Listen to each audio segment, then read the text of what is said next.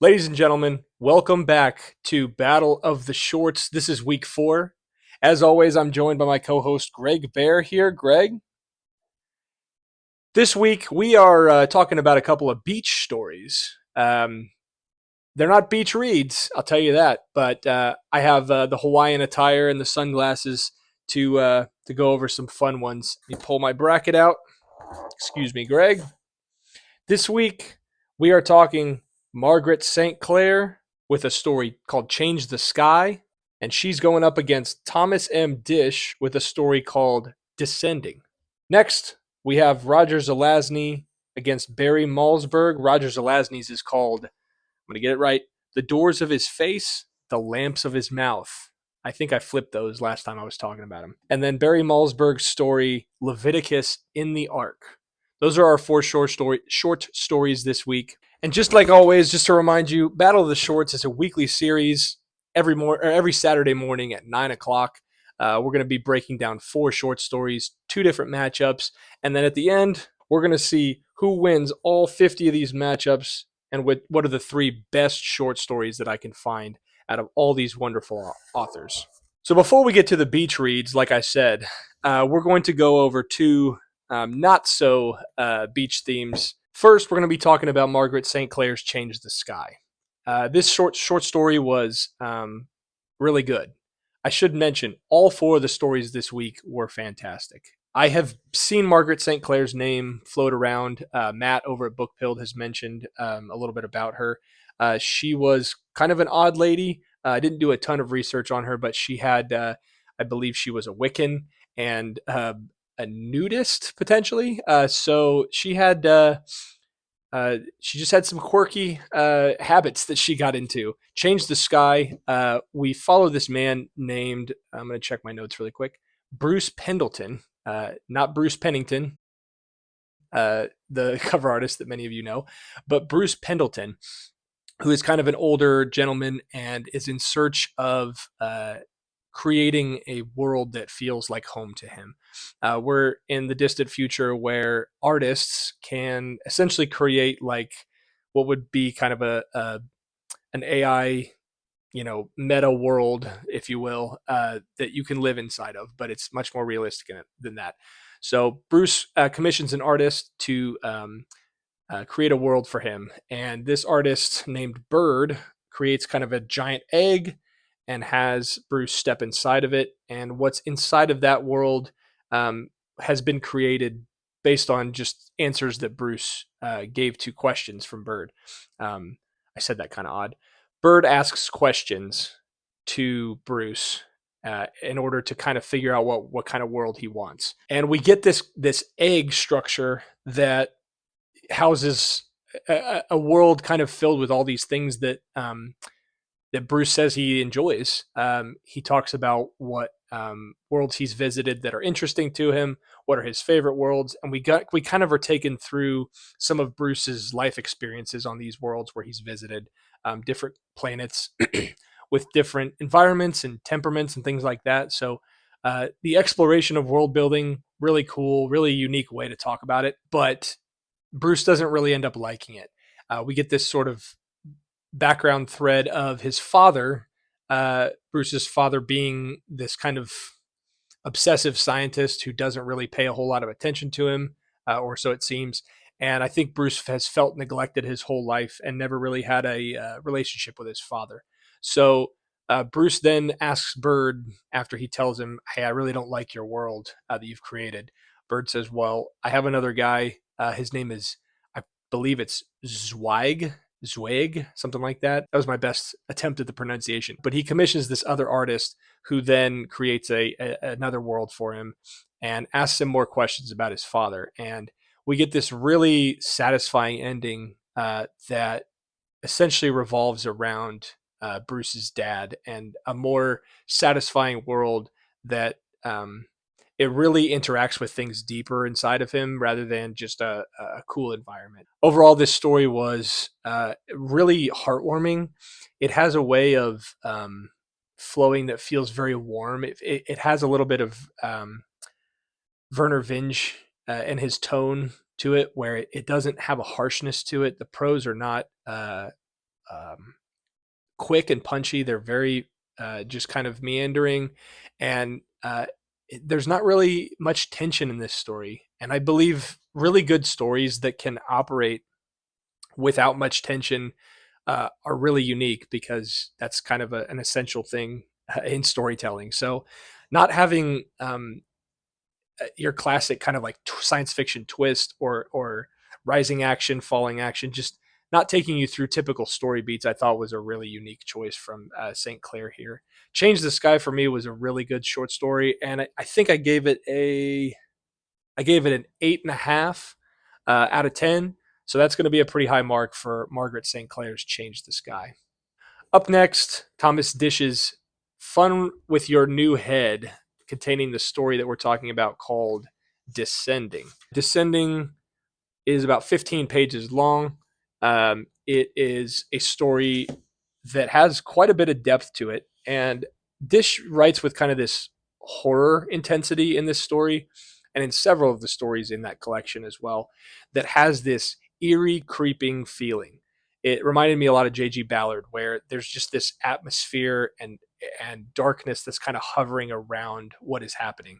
Kind of uncanny valley. I'll say it this way because I feel like it's kind of relevant right now, but that the Back Rooms film and the kind of uh, discussions that are being had around that, those liminal spaces and things. Shout out to Chris. That kind of has there's some of that in this story, because we see very normal objects and environments, but there is just this dread that is behind it all, and you can feel it. It's not overt, it's not obvious, it's felt, and I feel like that was really powerful in this story. So Descending takes us through this character's journey as he's kind of spiraling out of control financially. He has no money, and he's charging everything to a credit card.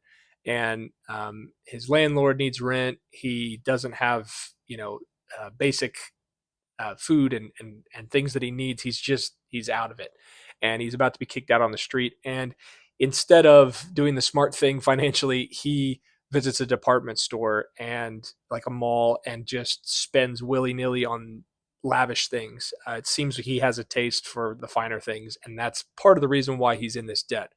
And there's this underlying commentary about capitalism and debt and the kind of slavery to things and items, and just the hamster wheel of purchasing goods and things. And so we see him have this armful of just groceries and books and things that he doesn't really can't afford, and takes an escalator down, and the escalator just keeps going down.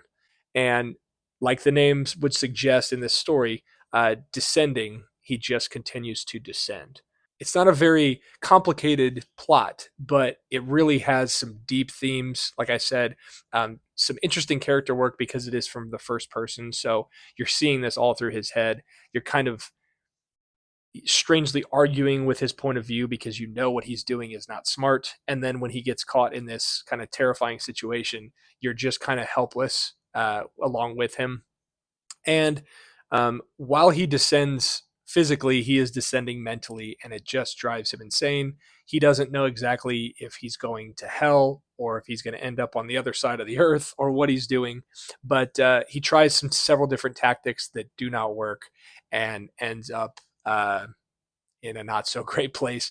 Like I said, it had a real J.G. Ballard feel to it. So if you're into any of the those disaster novels, I read High Rise, things like that. The Drowned World, I believe. This is a great read. It's a short, snappy story with a lot to say, and Disch is just a great writer.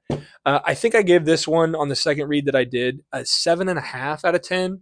It didn't quite punch me quite as hard as Change the Sky. I just felt that Margaret St. Clair captured my attention more, and just overall it was a better short story. So our first matchup of week 4 goes to Margaret St. Clair with Change the Sky, an 8.5. I'm going to write it here on the board, and we'll be off to our second match momentarily. So as you can see, Margaret St. Clair takes down Thomas Disch in our first matchup of week 4. We're starting to make a dent in this giant list of short stories. With matchup number 2, we have two heavy-hitting writers that I've read both of. Just like this Jack Caglione bobblehead that I have here, these next two stories were absolute fire. Forgive the pun. And speaking of fire, we have our other special guest here, CJ Charizard, not to be mistaken with CJ Cherry. I realize that I'm holding a Charizard doll in front of a giant bear dressed in a Hawaiian shirt talking to a camera about books. I realize that. But I have a 3-year-old son, and if he sees Charizard in one of my videos someday, I think he'll be pretty proud. So that's why I've invited CJ Charizard here to oversee kind of our next matchup here between Roger Zelazny with the doors of his face, the lamps of his mouth, in this really cool old Avon edition. And then Barry Malzberg's Leviticus in the Ark, which I have here in this big old epic, I'm going to say epic, edited by Roger Elwood and Robert Silverberg. There's some great stuff in here. I read the short story from here, but a couple of days later, and I should note, the reason I chose this short story was I don't really have much material from Barry Malzberg in short stories. I think I have 2 of his novels, and his stuff is just very expensive. And it's pretty hard to get a hold of. So I kind of poured through all of my anthologies when I was making this list, and I found the one that I felt like had the most discussion on it and sounded the most interesting, was a good length. And then a couple of days after I read this and was preparing for this episode, I find this at a bookstore, a Barry Malzberg short story collection. Leviticus and the Ark was the selection for Battle of the Shorts, but I'm sure that there are some better ones in here potentially, because I just didn't have a lot to choose from. So with that out of the way, let's see who wins between Roger Zelazny and Barry Malzberg. First, we're going to be talking about Barry Malzberg in Leviticus in the Ark. This short story had the typical Malzberg feel and weight to it, where it's just dreadful. It's just sad and depressing, and the main character just feels so woe is me, and feels like just a very pitiful soul. We have this kind of religious society. Excuse me while I scroll down a little bit in my notes. We have this religious society who has a religious tradition where they lock somebody into an ark or a box of sorts with all of these holy texts, and they're supposed to just kind of be in there naked, free from everything worldly, and just experience the Holy Spirit. And I think Malzberg explores some unique themes here religiously. I can't imagine that Malzberg was a practicing Christian or a believer. He could have been. His material would lead me to believe he wasn't. But this story kind of follows this man who just really doesn't want to do this. He kind of doubts his faith. We explore his kind of frustration and then eventual descent into anger and lashing out against authority when he actually goes into the ark. He's just very cynical. He at one point he is intimate with a woman named Stora, and there's this parallel drawn between being naked in the ark and kind of not clothed and free from any worldly things. And there's this parallel drawn when he's intimate and naked with Stora that I thought was pretty sharp. And Malzberg, just whenever he's writing, I feel like whatever punches the hardest, he's always just trying to swing the bat as hard as he can to hit a grand slam. He does not want to hit singles or doubles. Another baseball reference. He wants to crush home runs, and he wants to do it as hard as he can, sometimes at the mercy of his readers and his characters. And I felt like I knew what I was getting into because I had read a Malzberg, but it was a pretty sharp and pokey story that just had a lot to say about religion and kind of dogma and just traditions for the sake of traditions. Malzberg, once again, is very captivating, not easy to read. Malzberg writes with this kind of sharpness and uniqueness in his voice that you just can't find anywhere else. So with that, I didn't. My opinions on the story were kind of mixed. I try not to let personal, opinions and beliefs and things like that get in the way of my objective reading of a story. But it is hard sometimes to read uh, religious commentary material and science fiction from writers of this era who I don't believe were followers of Jesus or who practiced religion in the way that I see it, and read it with kind of like the same eye that I read other stories with. So this one was challenging for me. I just have to put that out there. I hope that my grade doesn't reflect like my personal views and opinions, but I gave this one a 6.5 out of 10. With that, Malzberg's Leviticus and the Ark got a 6.5 from me. It was good. It wasn't great. I expected a little bit more from Malzberg, at least from what I've read of him. Like I said, that was story number one. Story number two, and really the reason that I'm dressed in this garb today is Roger Zelazny's "The Doors of His Face, the Lamps of His Mouth." Now, I believe Roger Zelazny is one of the most covered authors here on the channel, and he's been a little hit and miss for me, but mostly hits. His novel, The Dream Master, was fantastic. I enjoyed this Immortal. It had its quirks and its issues, but it was a good book nonetheless. Lord of Light was one I read pretty early on in the channel and was pretty challenging, but it's one that just kept kind of coming back to me, sitting in the back of my head. Zelazny is somebody I've read and I've had high expectations for, and he did not disappoint in this short story, the title story of this. What I really love this Avon pink and gray with the pinkish red text block. It's just a gorgeous copy. This story was published in 1965. I believe this one won. I think this won an award, but I can't really check right now. I'm on my notes page. This story, I didn't know what to expect from the setting, anything. The title gave nothing away, and I thought it was going to be much more fantasy driven. It is takes place on Venus, I believe, in kind of the seas where they're fishing for giant creatures. The biggest and the most sought after of which is a creature called Ikky, Ikky.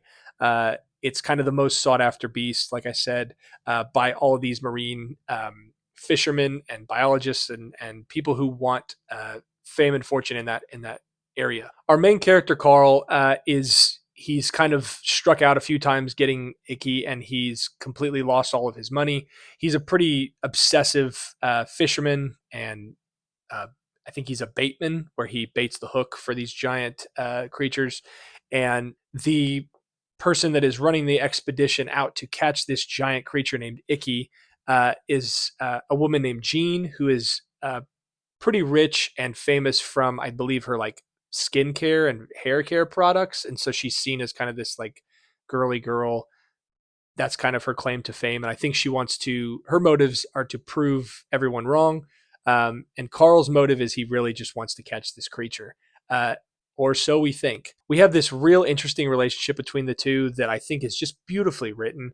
Zelazny weaves the tension and horror of trying to deep sea fish for a giant creature in with a kind of not a relationship, but clearly an attraction between Carl and Jean, and undermines all of that with their motivations, at least on the surface, being kind of clouded by the reason that they're truly out there. Like I said, we think motivations are Carl wants to go catch this giant sea beast. Jean wants to prove everybody wrong. There are some underlying motives that I think are really interesting here and explored throughout the story in little bits and pieces. Zelazny has this way of always disguising and kind of blanketing his prose in mythical language or strange meandering like fever dream flashes and things that just kind of throw you off guard. You never can firmly sit and sink into a Zelazny story because he's always keeping you on your toes. And he definitely does that here. I thought I was trying to figure out the meaning of the title for so long, and then we get to the harrowing visual, the thalassophobia of Carl going down and baiting the hook for Icky, this giant sea beast, who then rises up and basically looks right at him. He looks right at it. I'm going to read a little bit of this story just so you get a sense of what I'm talking about. I caught the line slick and smooth and began baiting. An icy world swept by me then, ankles to head. It was a draft, as if someone had opened a big door beneath me. I wasn't drifting downwards that fast either. We keep going a little bit. I flicked the beam downward. His mouth was opened. I was rabbit. Waves of the death fear passed downward. My stomach imploded. I grew dizzy. So he's mentioned the door. He's mentioned his lamp. And that's when I'm like, oh, the doors of his face or of his mouth, the lamps of his mouth. I don't think I've ever encountered a title more unique or directly related to what happens in the story than this, because there's such a parallel, in my opinion, like I said, between the motivations and the underlying reasons for the characters doing certain things, between the title and what actually happens in the story. I mean, the doors of his face, doors open and close. I think Carl is very closed off throughout a lot of this story. And at some point, does he open? That's kind of the question. The lamps of his mouth, I feel like obviously that's how you communicate. It's how you speak. And so the illumination of the mouth, or lack thereof when it's not lit by the lamp, I feel like is another just unique thematic way of really talking about our main characters and giving it some subtext that is just beautiful. Zelazny just has this way of capturing me that I sometimes it's hard to read, but it just feels worthwhile most of the time. I can't recommend this story enough. It's one of the best short stories I've ever read. I think I gave this one an 8.5 as well. He ends this in a kind of abrupt way, it feels like, but I feel like it's necessary because this story is 30 something pages. It kind of goes between the short story length and it's not quite a novella. So it's really, really good. It's just, I have kind of an attachment to this book now because I really, not only do I like the physical object of it, but this story, I'm super interested in that deep sea thalassophobia type of stuff. And this captured it so well and had a lot of character work to go along with the really cool visuals and whatnot. So with that, Roger Zelazny, 8.5, takes the cake over Barry Malzberg, Leviticus in the Ark with a 6.5. That makes 2 matchups. CJ Charizard, do you have anything you want to say?